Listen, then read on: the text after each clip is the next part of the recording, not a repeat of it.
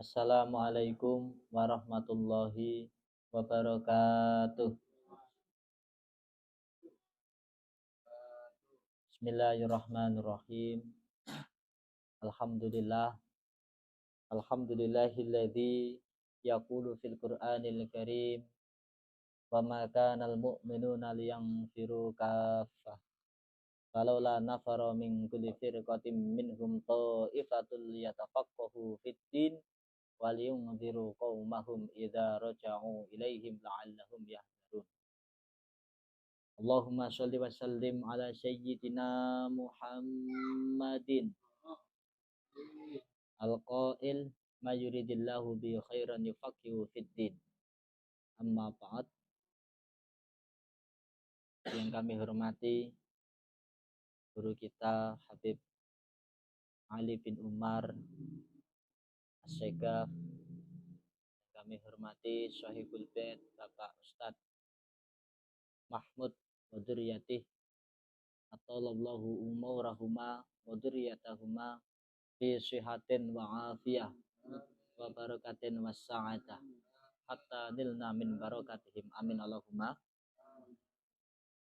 Yang kami hormati jamil hadirin bila hadirat jamaah padang bulan, yang mudah-mudahan kita semua diberi kelancaran, diberi keberkahan, kesuksesan, keistiqomahan, diberi ketawaduan dan keberkahan amin Allahumma. Sebelum kita mulai, mari kita baca suratul Fatihah dengan harapan apa yang kita pelajari betul-betul menjadi ilmu yang manfaat, ilmu yang barokah.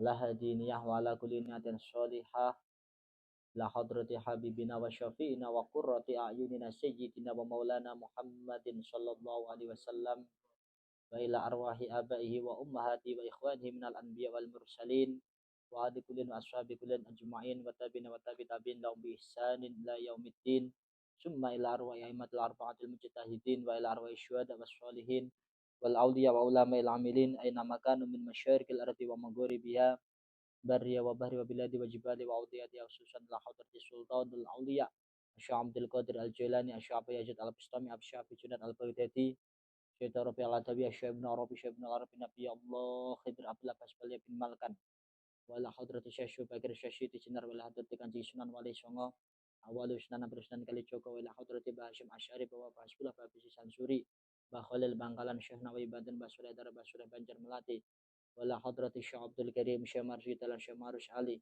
Syekh Tismar Syekh Maksum Jawari, Syekh Abdul Asmasur, Syekh Maimun Zubair, Syekh Maktab Pastor Billy Syekh Habibullah Jani Syekh Abdul Hari Ridwan wa ila hadrati Agus Abdul Qadir Ridwan Bayi Imam Yahya Mahrus Bayi Rafi Bayi Aku Bayi Fahrul Bayi Mustafa Bayi Aziz Asbullah wa ila hadrati Bayi Anwar Mansur Bayi Abdullah Kafar Bayi Mahrus Bayi Anif Alauddin Mahrus Bayi Sasur Jam-Jam Mahrus Bayi Akhdis wa ila hadrati Maulana Al-Habib Lutfi bin Ali bin Asyib bin Yahya wa ila hadrati Agus bin Basit Agus Yusuf Agus Muzani Ma'mun wa ila hadrati Agus Sayyid Ridwan wa ila hadrati Mustahikina wa ila hadrati Jami masyayina masyayih fatahilah khususnya la hadrati Bayi Tasyidik Bayi Arif Ardian wa ila hadrati jami ahli kuburina minal muslimin wal muslimat wal mu'minina wal mu'minat wa ila hadrati jami'ul ahli kuburi sedaya jamaah padang bulan wa ila hadrati mu'allif hadzal kitab khususnya la hadrati Syafi Syuja Syekh Ibnu Qasim Al-Ghazi syai'un lillahi lana wa lahumul Fatihah.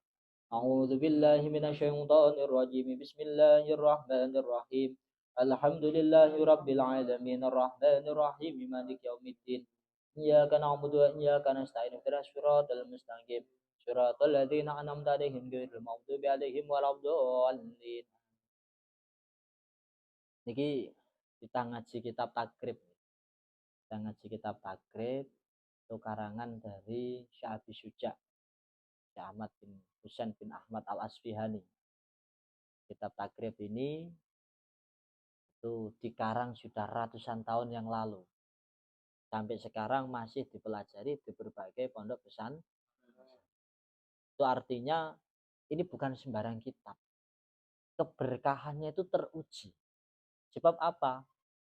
Sebab sudah dikarang ratusan tahun yang lalu tapi masih dipelajari sampai sekarang. Bayangkan ada seorang penulis nulis kata-kata apa misalkan gitu, dan itu abadi sampai sekarang masih ditulis. Itu kalau bukan orang hebat tidak mungkin. Kalau hanya sekedar tulisan tidak mungkin bisa sampai seabadi itu. Ini artinya meskipun beliau sudah wafat, sudah meninggal mendahului kita, tetapi hakikatnya beliau masih hidup di tengah-tengah kita. Nah, disinilah kemudian dalam mengaji ini kita memahami dawuh-dawuh beliau. Jadi tidak jenengan mencari ilmu dari saya itu enggak, tapi dari ulama besar, Syekh Syuja. Dari anggap saja yang menjelaskan ini beliau. Artinya ibarat kata nasihat ya. Ibarat kata nasihat, anggap saja kita itu sedang dinasihati bersama-sama oleh beliau. Sama saya juga dalam mengaji ini tujuannya untuk belajar bareng. Jadi tidak untuk mengajar, betul. Kita sama-sama belajar. Jadi seandainya nanti saya salah dalam menjelaskan, ya mohon maaf, namanya juga orang belajar. Namanya orang belajar itu ya kalau ada salahnya ya wajar. Nah, kitab yang ini kan mumpung awalan ya, jadi saya jelaskan sedikit. Nah, kitab takrib itu banyak dikomentari atau disyarahi. Dikomentari itu maksudnya dijelaskan, bukan dikritik ya, beda. Dikomentari, dijelaskan oleh para ulama-ulama setelahnya. Ada banyak kitab syarah takrib. Salah satunya ada Fathul Qorib, kemudian ada Kifayatul Akhyar, An-Nihayah, yang masing-masing kitab itu ada ikna, masing-masing kitab itu disarai juga oleh para ulama-ulama. Fathul Qorib, syarahnya takrib, itu disarai, ada disarai itu dijabarkan lagi. Jadi sudah ada keterangan, dijabarkan, takrib, dijabarkan, ada Fathul Qorib. Yang arang Syekh Ibnu Qasim Al-Ghuzi. Ada lagi yang menjabarkan Fathul Qorib, ada Tausyah Nawawi Banten. Ada Al-Bajuri, ada Al-Barmawi, An-Babi, dan berbagai macam kitab lain. Walhasil intinya adalah yang perlu kita tanamkan dalam hati kita itu, ini bukan sembarang kitab. Keberkahannya itu sudah teruji. Bayangkan kitab ini itu ya yang sudah ratusan tahun lalu itu dikaji di berbagai pesantren. Setiap orang ngaji kitab itu mesti baca tawassul kepada pengarang. Itu kayak apa hebatnya beliau. Sudah wafat, meninggal, tapi masih didoakan oleh banyak sekali orang-orang yang ngaji kitab. Nah, mudah-mudahan dengan kita mengusahakan mempelajari kitab ini, kita mendapatkan ilmu yang manfaat, ilmu yang barokah, serta kita bisa mendapatkan doa dari beliau juga. Amin Allahumma. Nah, dalam kitab yang kita pelajari ini, takrib ini, itu nanti saya jelaskan muqaddimahnya Fathul Qorib juga. Lalu ada sedikit catatan dari saya. Jadi kan sudah dapat teksnya ini belum? Sudah dikirim beliau belum? Nah, kalau mau sambil nyimak monggo. Nah, ini yang termasuk yang menjelaskan Fathul Qorib. Tadi kan ada Tausyah, ada Bajuri, ada Barmawi. Nah, ini termasuk upaya kita untuk memahami takrib, memahami Fathul Qorib. Ini saya mencoba membuat sebuah catatan kecil yang saya beri judul Sofahatul Ajib fi Syarhi Fathil Qorib. Yang mudah-mudahan ini bisa menjadi bekal kita dalam memahami hukum-hukumnya Allah Ta'ala. Amin Allahumma. Amin Allahumma. Bismillahirrahmanirrahim. Dengan buka yang di PDF-nya itu tidak apa-apa. Yang tulisannya saya baca dari awal ya. Tadi kan muqaddimah sudah, terus amma ba'du fahada syarhun sammaituhu sofahatil ajib. Jadi tulisan yang saya buat ini saya beri judul Sofahatul Ajib. Kalau artinya itu Sofahatul Ajib berarti lembaran-lembaran yang mengagumkan. Maknanya apa? Lembaran-lembaran yang mengagumkan. Ya, Fathul Qorib diakhiri dengan kata ba, itu saja, lepaskan saja. Sofahatul Ajib, Fathul Qorib, takrib, diakhiri dengan huruf ta. Nah, di dalam pembahasan ini jamak tundua bito wa masa ilal hadisah alati waqa'at fi ayyaminal hadir. Nanti pembahasannya itu tentang batasan-batasan di dalam fikih, batasannya mahram bagaimana, batasannya yang membatalkan wudhu bagaimana, wanita yang membatalkan wudhu itu usianya berapa. Membahas tentang dopit-dopit atau batasan-batasan. Selain itu juga wa masail al hadisah, berbagai masalah-masalah yang hari ini terjadi. Kan banyak kan? Misalnya kita ditanya orang, apakah skincare itu termasuk bagian dari nafkah wajib? Jadi misalkan ada seorang suami, dia menikah, punya istri, istrinya minta skincare, kira-kira itu wajib enggak?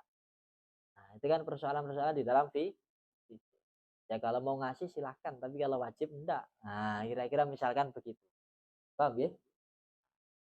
Selain itu, Waba'dul mabahis al-ajibah min kutubit turas.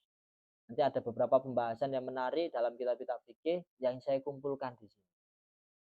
Warubbama istambattu li ijabatil masail ala tilam tunassa fil kutub. Ya kadang-kadang nanti saya tambahkan hasil analisis saya sendiri. Jadi kebanyakan ini kan ngambil dari syarah-syarahnya. Tapi nanti ada beberapa pembahasan yang sengaja saya tampilkan dari analisis saya pribadi. Allahumma ij'al hadza nafi'an mubarakan. Amin Allahumma. Wallahu hasbi wa ni'mal wakil. Dengan bisa sambil nyimak ya, maksudnya kan ada tagnya kan. Biar nggak bingung ini menjelaskan tag yang mana. Tapi kalau nggak nyaman sambil nyimak tagnya ya, yes mendengarkan saja. Ya. Bismillahirrahmanirrahim. Bismillahirrahmanirrahim. Ini sambil dilihat ya, takutnya nanti mic-nya mati. Nah, enggak rekam nanti. Bismillahirrahmanirrahim. Kalau yang Fathul Qorib ini enggak saya maknai ya. Nanti saya maknanya yang di kitab ini yang takrib. Bismillahirrahmanirrahim. Muqaddimatun. Qala asy-Syaikh al-Imam al-Alim al-Alamah Syamsuddin Abu Abdullah Muhammad bin Qasim Asy-Syafi'i taqammatullah bi rahmati wa ridwanihi amin. Yang disarahnya yang Fathul Qorib itu muqaddimahnya disebutkan qala asy-Syaikh al-Imam al-Alim al-Alamah Syamsuddin Abu Abdullah Muhammad bin Qasim Asy-Syafi'i. Yang Fathul Qorib ini yang menjelaskan kitab takrib itu yang ngarang adalah seorang ulama besar yang bernama Syekh Muhammad bin Qasim Asy-Syafi'i. Itu nama asli beliau. Ya, tersun ya.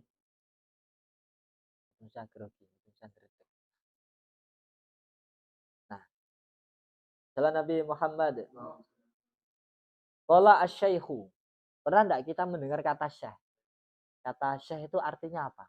Jadi nanti mireng kata-kata syekh mboten.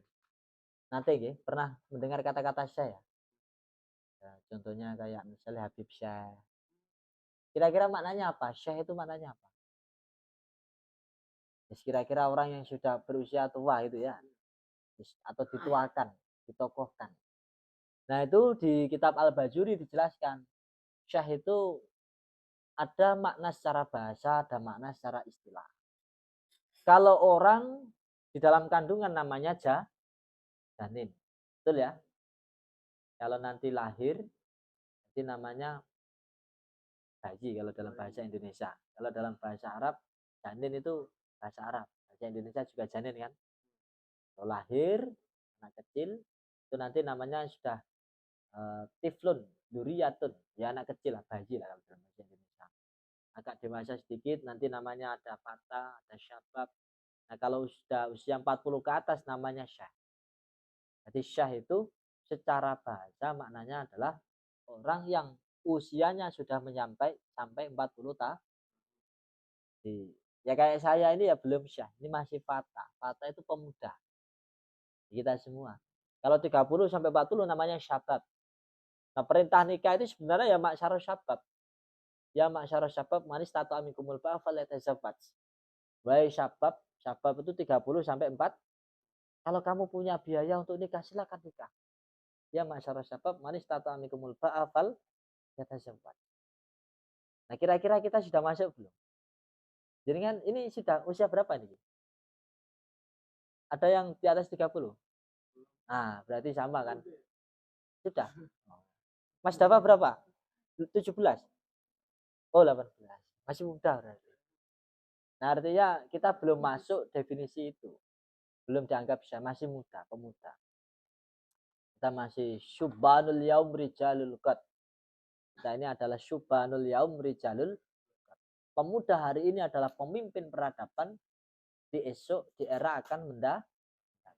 Maka yaitu kita harus punya pemikiran gitu, cita-cita seperti itu. Bagaimana supaya kita menjadi rijalul qad, pemimpin peradaban. Masa depan bangsa itu ya di tangan kita.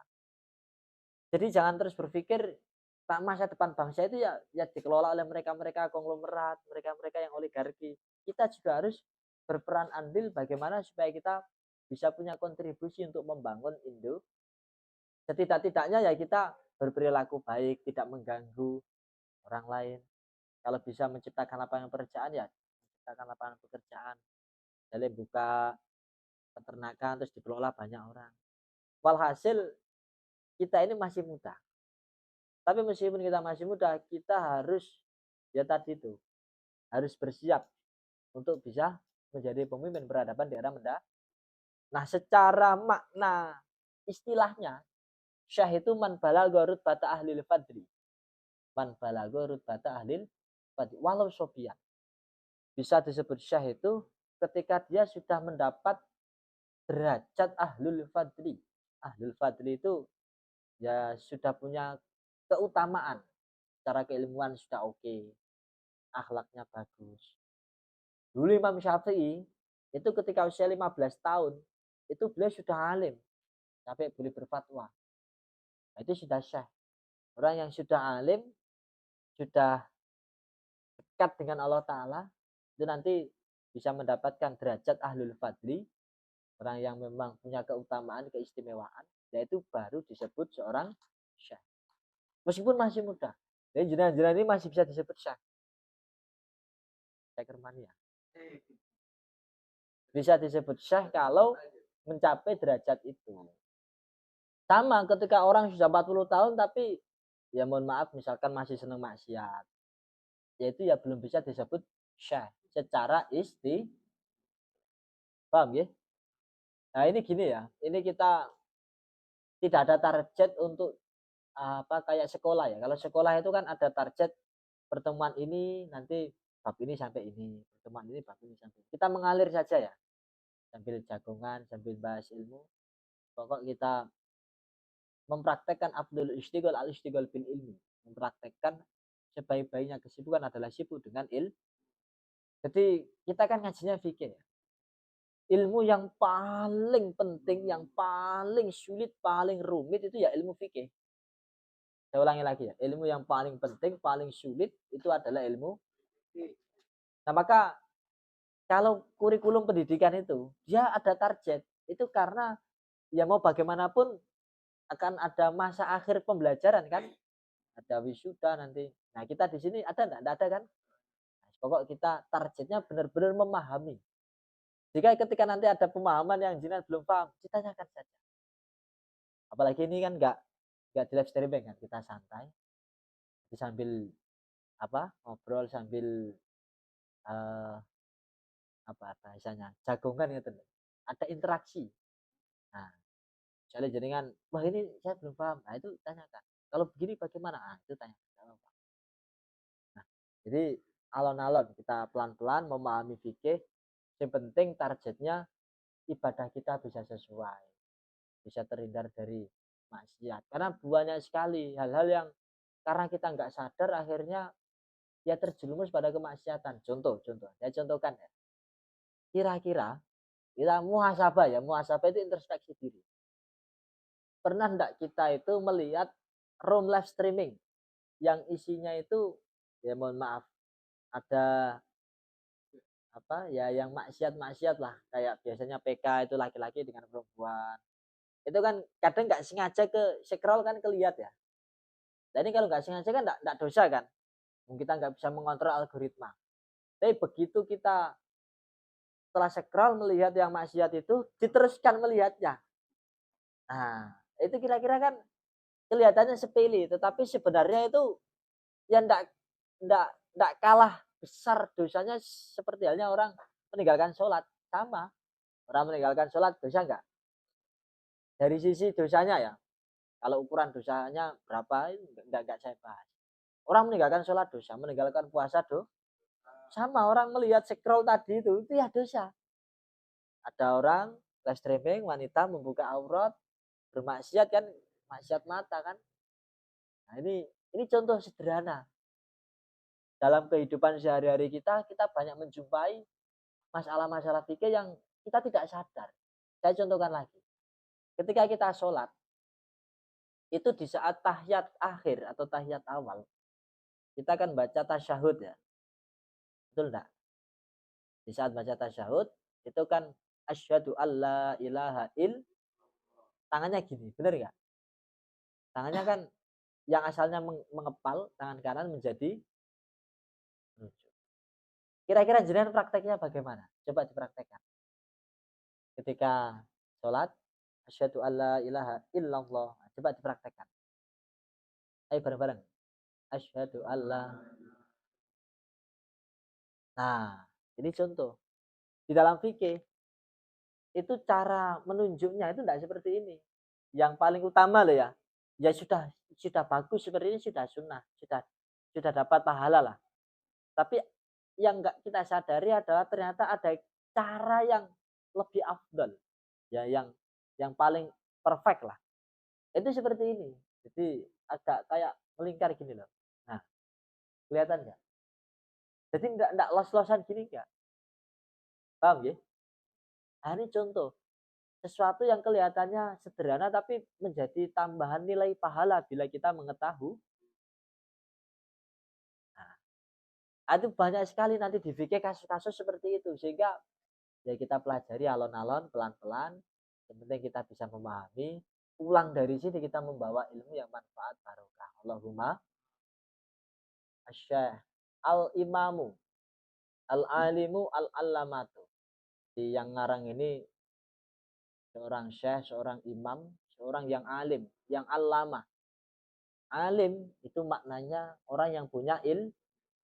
Al-muttasif bil ilmi. Itu namanya orang alim. Orang yang disifati punya ilmu.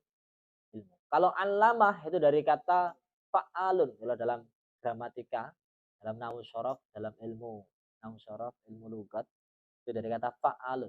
Itu sigat mubalaghah, ada fa'alun, fa'ulun, fa'ilun, mif'alun. Walhasil kalau maknanya itu al-allamah itu orang yang sangat-sangat alim. Al-alimu berarti orang yang alim. Terus al-allamah itu orang yang sangat-sangat Kalau ulama itu jamaknya lafaz alim. Karena ulama berarti kumpulan dari orang-orang yang punya ilmu. Muncul pertanyaan di benak kita.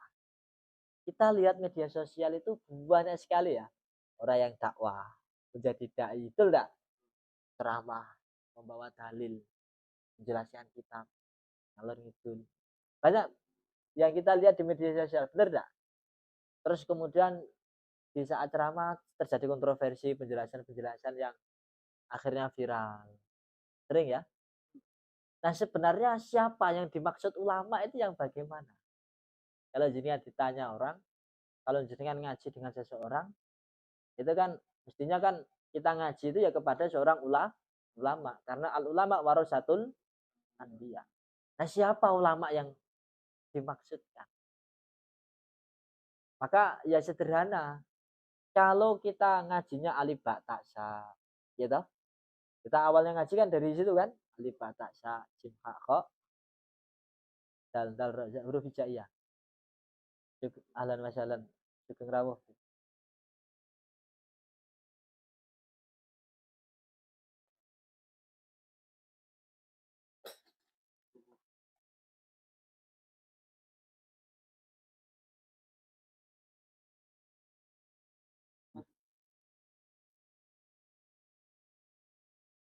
Oh, saya lanjutkan. Sampai mana tadi? Al ulama warasatul. Nah, maka yang dikehendaki al alim al alamah di sini, kalau al alim itu al mutasif bil ilmi, orang yang punya Kalau al-alamah itu orang yang sangat-sangat alim.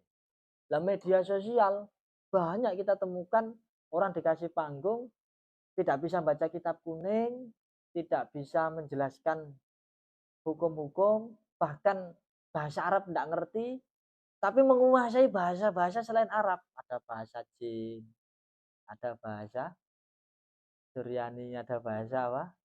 Makoli ya. Itulah tantangan akhir zaman. Artinya dan itu punya pengikut banyak. Wah, aneh enggak?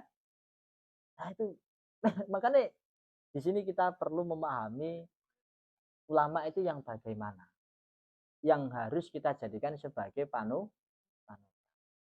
Maka kalau kita ngajinya itu kayak di misalkan TPQ di desa-desa itu kan ada yang mengajarkan alif bata. Itu ya cukup al-mutasyabbih bil ilmi. Orang yang pokok dia sesuai yang dia kuasai. Kalau hanya bisa mengajarkan alif bata ya harus mengajarkan alif bata, tidak boleh melampaui kapasitas. Kalau bisanya mengajarkan kitab Safina ya ngajinya kitab Safi, tidak boleh melampaui batas kemampuan. Nah baru kalau orang itu di media sosial dia bahas hukum yang rumit, dia bahas hukum-hukum yang skala nasional bahkan internasional, atau hal-hal yang sifatnya dilempar ke publik, ini harus benar-benar orang yang mahir, karena kalau enggak itu ya bahaya, bisa saling menyalahkan.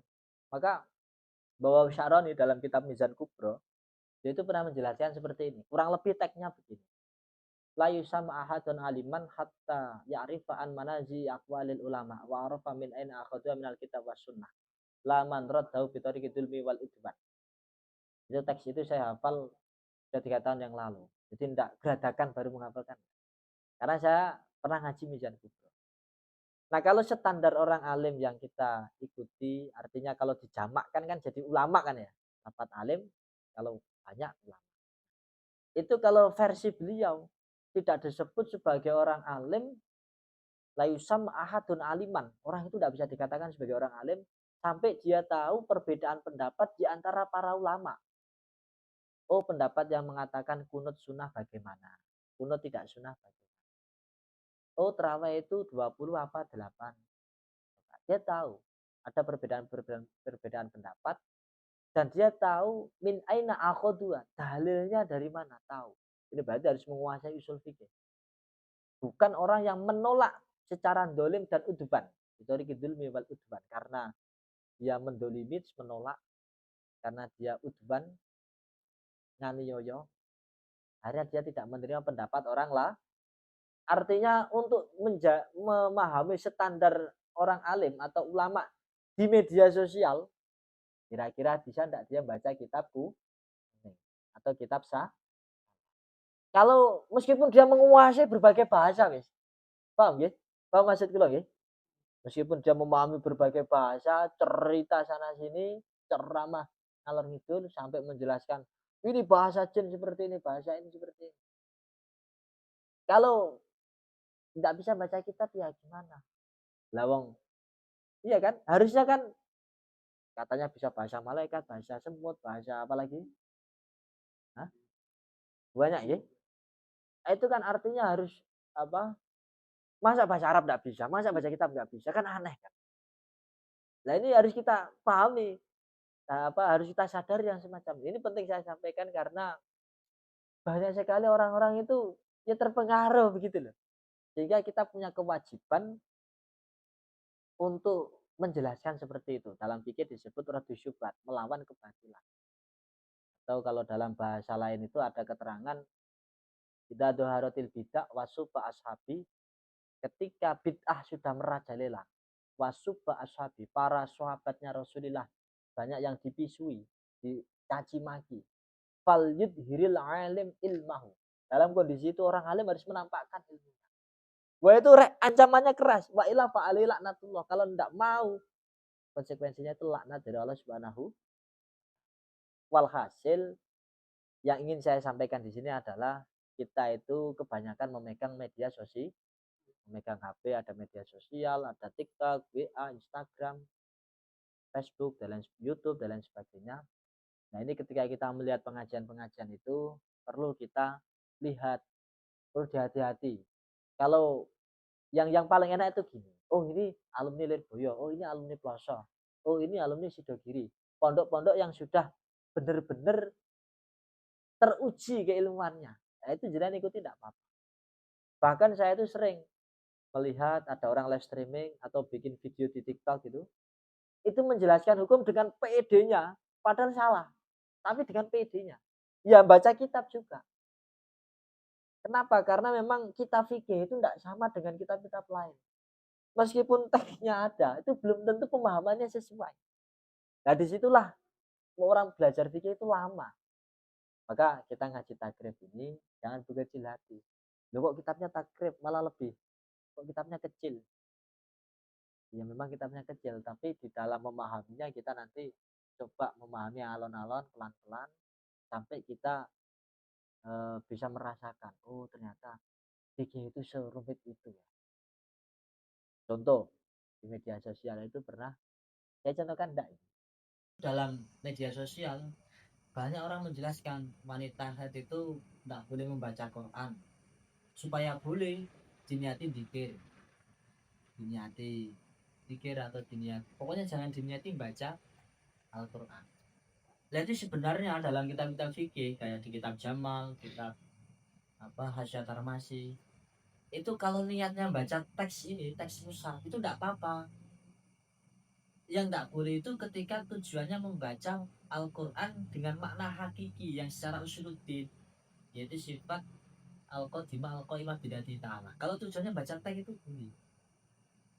Nah itu contoh. Atau contoh lain misalkan gini, ketika ada seorang wanita dia sedang haid, kira-kira boleh tidak memotong rambut, memotong kuku wanita haid? Itu saya pernah menjumpai beberapa kali, ya tidak boleh. Padahal kalau dalam fikih sunnah untuk tidak memotong kuku atau rambut. Artinya kalau memotong ya makruh, tidak sampai haram. Lah hukum itu seperti itu, butuh pemahaman yang pelan-pelan kalau kita memahami, karena saking jelimetnya. Walhasil yang harus saya sampaikan di sini adalah poin pentingnya kita dalam mengajari fikih itu pelan-pelan, tidak usah mentargetkan khatam dalam waktu yang singkat ya. Nah, pokoknya tiap pertemuan itu kita targetkan bisa membawa pulang ilmu yang manfaat, yang bisa menuntut kita, oh ternyata dulu pas ngaji dijelaskan memotong kuku di saat junub itu anjurannya supaya tidak memotong. Terus kalau misal sudah terlanjur terpotong rambutnya, apakah nanti harus dicuci? Nah, itu ternyata dalam fikih tidak harus. Yang wajib dicuci itu adalah yang bekasnya itu, misalkan kuku bekasnya di saat mandi itu dibasuh. Nah ini tambahan-tambahan ilmu seperti ini yang harusnya kita targetkan. Jangan meniru lembaga pendidikan yang mentargetkan hatam kitab ini kita harus pelan-pelan dalam memahami. Kedua, jangan sampai kita itu terpengaruh media sosial yang akhirnya kita terus mengikuti, wah ini viral, ini kondang, banyak pengikutnya, sampai bahas makoli nggak ada yang paham, tapi kita enjoy saja. Ini perlu kita hati-hati dalam memilih yang seperti itu, konten-konten video-video di media sosial. Ikuti yang benar secara keilmuan itu teruji. Paling tidak tahu lah ini alumni mana. Jadi seperti itu. Paham ya? Ya, ini kalau buatan tanggung-tanggung kita cukupkan dulu ya. Yo sampai rawuh. Ya dari saya kurang lebihnya mohon maaf, semoga bermanfaat. Assalamualaikum warahmatullahi wabarakatuh. Waalaikumsalam.